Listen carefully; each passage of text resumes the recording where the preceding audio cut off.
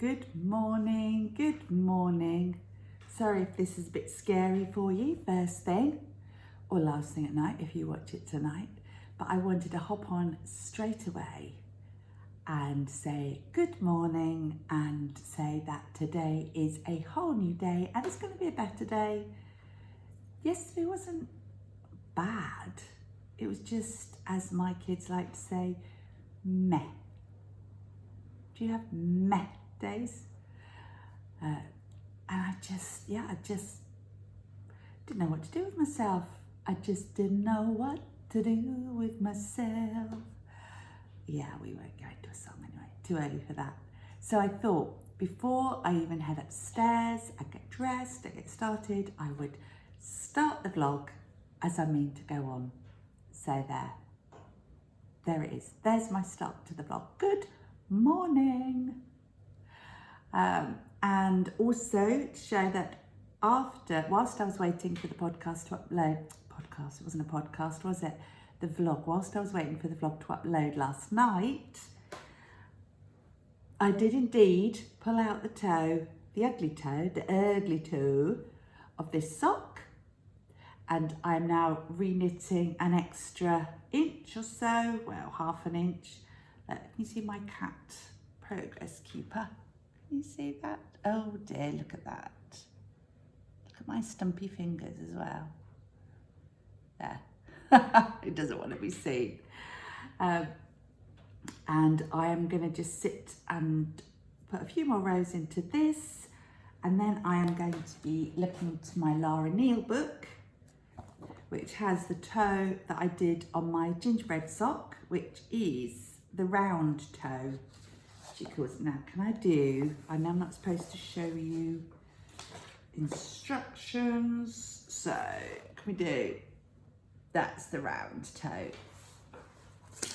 Probably showed too much there, but you're all nice though, can't you? So yeah, so Lara Neal, Sock Architecture. I don't use this book a lot. In fact, I've had it a few years and it's only recently I've started looking at it, but it has all sorts of different heels and toes and things in it.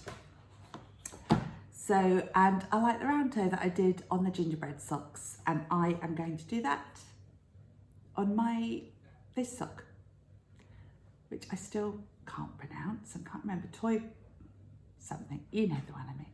So that's that. Yes, I will see you anon. Right, hitting up the shelves today because I have run out of Jen's marmalade that she gave me a little jar of. I've been having a cheeky bit of that on my toast in the mornings. So I've opened up, and this is not pear jam. It is in fact my very own ginger preserve, or ginger marmalade, except all the ginger bits have gone to the top. So I couldn't get the lid off that one, so I had to get this one out. So I'm going to give that a go. Little treat from October last year. So one sleeve done, as you saw. And now if I can do this without putting my finger over the lens, look. So close, so close. So that, oops, is what I'm going to be doing today, if Henry doesn't muck up my yarn. Look at that, he's just teasing me now. And over there, Hannah! Oh, checking her phone. Give us a wave.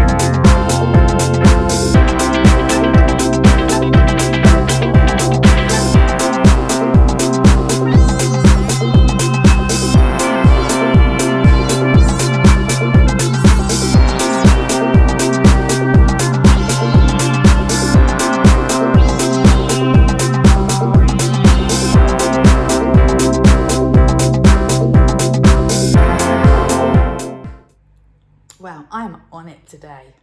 On it like a car bonnet, like my hen.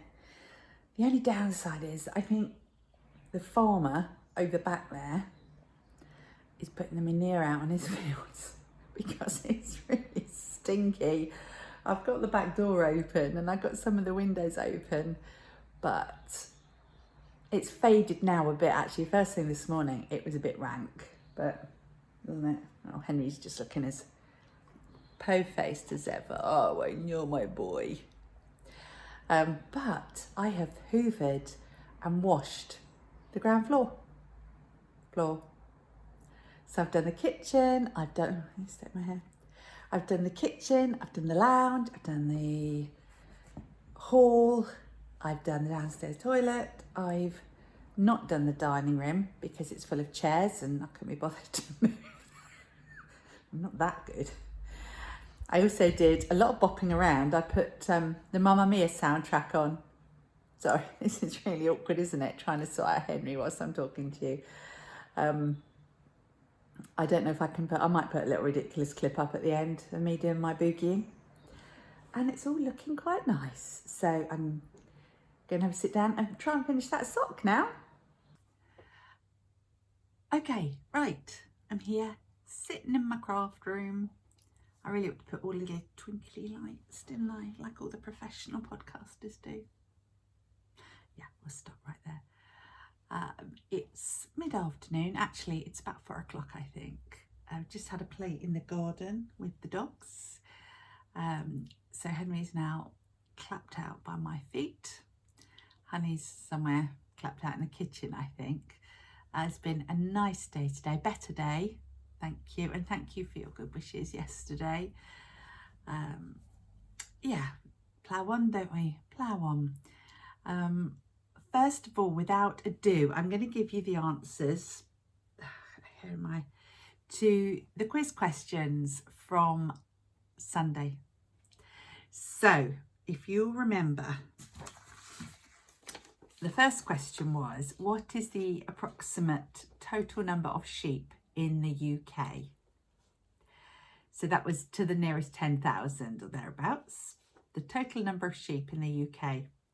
And as at the time I looked this up, which was end of last year, I think I used this, it's 33,337,000. That's a lot of sheep. We're not going to be running out of wool anytime soon.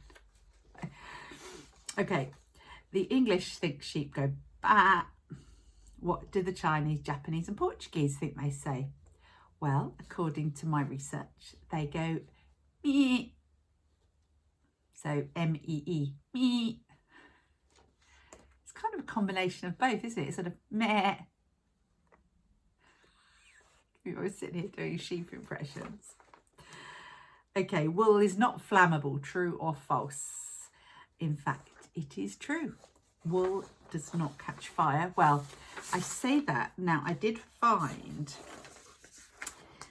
it does eventually catch fire, but it has to reach a natural ignition point of 1,382 degrees. Not likely to happen, really, is it? And when it does eventually catch fire, it doesn't drip or melt like all the nylon-y polyester type stuff does. But if you try to set fire to wool, it will smoulder and smoke a bit, but it does not burn. Like I said, unless you have, like, you know, a professional blowtorch or something. So no, it's not flammable.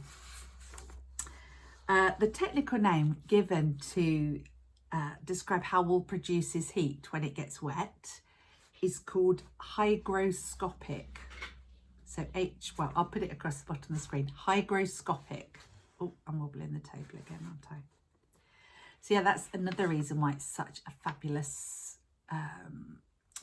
yarn to use for cold weather and for wet weather, because as it gets wet, it does produce warmth. Sheep, you know, they're pretty good, aren't they? They know about these things. And then the percentage of its own weight in water that wool can absorb is actually 30%. So it can absorb about a third of its own weight in water before you actually start feeling the wet. So there you go. There's the answers to the quiz. How did you get on? I know some of you put the answers down below. It's a bit of fun. I do have 5 more questions that I'm going to give you now. And again, I will put them up at the questions up at the end of this today. So this is more about fibre. So question 1, where does Angora come from? What creature gives us Angora? Question 2, where does mohair come from? What animal gives us mohair? Question 3, what is considered the softest, most luxurious fibre in the world?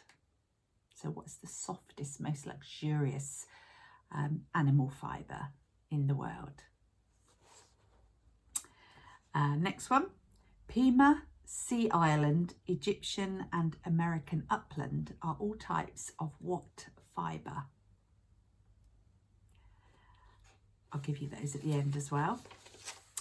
And then 2, going back to sheep. What is the average lifespan of a sheep? The average lifespan of a sheep, and I'm not talking about sheep that are being farmed for their meat. I hate to say that, sorry, but the average lifespan of a sheep. And finally, what is the gestation period for a lamb? So how long is a sheep pregnant before they have their lamb? There you go. There's some questions for you to think about. I will put them up again at the end of today's vlog, and I will give you the answers to those tomorrow. So that's that. Back to some knitting-y stuff. As I say, I'm not obviously not out and about much at the moment, so I don't have many adventures to share with you, so it's mostly knitting related. I have today tidied up, I have sorted out all my notions and bits and bobs, and I've created myself, oh, they're in the other room, 3 separate little notions pouches, all with a similar amount of things in them, so I can keep various different ones. Having said that, this is my favourite, and this will be my main one. But I know people have a notions bag for each project bag they have, don't they? And I thought maybe I'd try that, rather than having to go from room to room all the time, because I've left my notions pouch in the other room. Ongoing progress with the Toiva Harju sock. It is done. Now, put that up there. Can you see that toe? There you go. So that's the round toe. I've put in an extra inch, and that's where the pattern finishes there. And then it goes up and twists around the leg. Much, much happier. For a start, they fit. I'll put the extra length in. I have written it down. I put a note in the project bag, how many extra rows I did and what technique I used with the toe. But I just think, I don't know why, but on this sock particularly, I just think that toe works. So tomorrow, perhaps I will cast on the second sock. I want to get it cast on straight away so that it doesn't sit and fester. And this is part of a knit along I'm doing with Kettle Yarn Co. And we bought you didn't have to have bought the 52 Weeks of Socks book, but those of us who did are knitting a sock pattern from there with Linda's yarn. So she's choosing the yarn, choosing the pattern, sending out the yarn in the form of a yarn club every other month. So this was March. So we've got to the end of April to finish this pair. And then we'll get the yarn to start the May sock, which I don't know what that is yet, and I don't know anything about the yarn. So the theory is after 12 months we will have 6 pairs of socks. So that's good. It's good because I wouldn't have used this colour, and I probably would have done that pattern, but I might well have given it up by now because it's been a bit of a faff. I think the second sock will be much quicker. I just seem to have a palaver with that one. So that was that. So that's very encouraging. I am now on the rib of the sleeve of my Rosa cardigan. I won't show you that now. I've got to finish the rib and then I will show you that tomorrow. And I did mention there was another project that I haven't shared with you. Let me just have a quick sip of tea.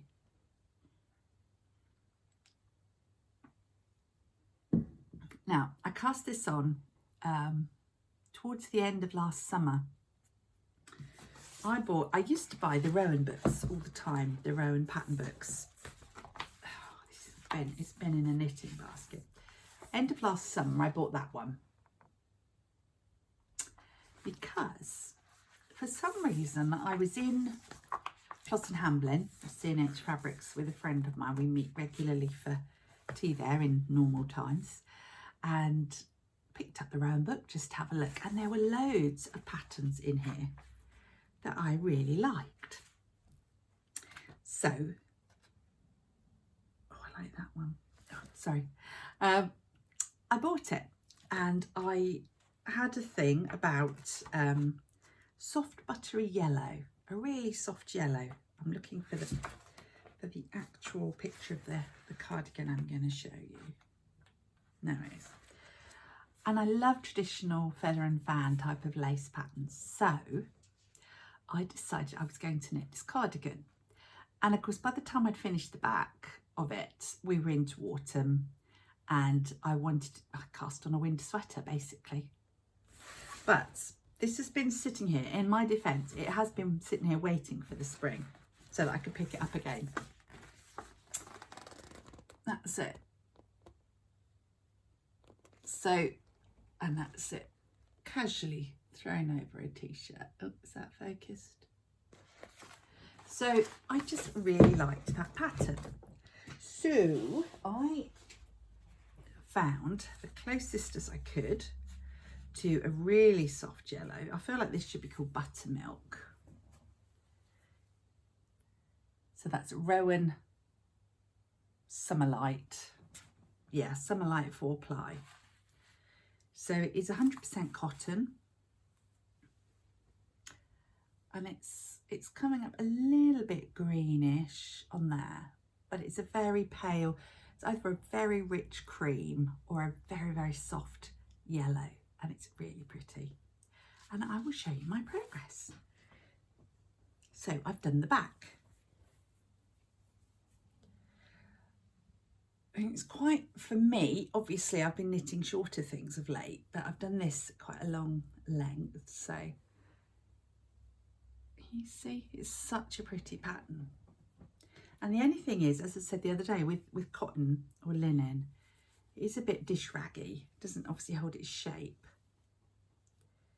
but it's really lovely. And I have started, I obviously made a start on the first front. That's as far as I am on the front, or front one side. With Rowan yarns, for the most part, you knit them all flat. I don't think I've ever had a Rowan pattern that I've knit in the round. So I've got this. I was worried that since I cast this on, I had lost some weight, but the measurement, I think it is going to be quite big, but it is meant to be a kind of just a lightweight throw over cardigan. So that's what I've got. So I need to pick that up soon. Soon-ish I will pick that up and start knitting on the front. It's a pretty straightforward pattern, but because I'm on the front, I think there's probably, I need to pay attention to decreases and things like that. So yeah, that was something else that's on my needles, but totally justified because, sorry, I keep moving this, because it's a spring summer wear. That's down there. So I think that's all I've got to share with you at the moment. Don't think there was anything else. No. So I'm probably going to, I think I'm probably going to say cheerio now. It's coming up to, I don't know what time because I'm recording this on my phone and I'm not wearing a watch, but I suspect it's probably not far off 5 o'clock, and I will go and watch the press briefing by the government, and then it'll be time to think about having tea. So if I'm to get this up on my channel before ridiculous o'clock like I did last night, then I think I'll aim to have it done for now. I don't think there's anything else. Tomorrow I thought I might do some quilting. I might cut out some more bits for my quilt tomorrow, but we'll see. If I can get my cardigan done tonight, that would be great. I'll be really chuffed about that. Yeah, that's about it really. So have a lovely rest of the day or evening. Again, stay well, stay safe, stay at home. I'm sending my love out to all, and do keep dropping me comments down below, because it's really nice to get responses and things down there. And yeah, I am seriously thinking of carrying on after Thursday with just a weekly podcast, seeing as I have quite a lot of knitting to share and different projects and things, so that might well happen. But other than that, yes, have a lovely evening and I will see you tomorrow.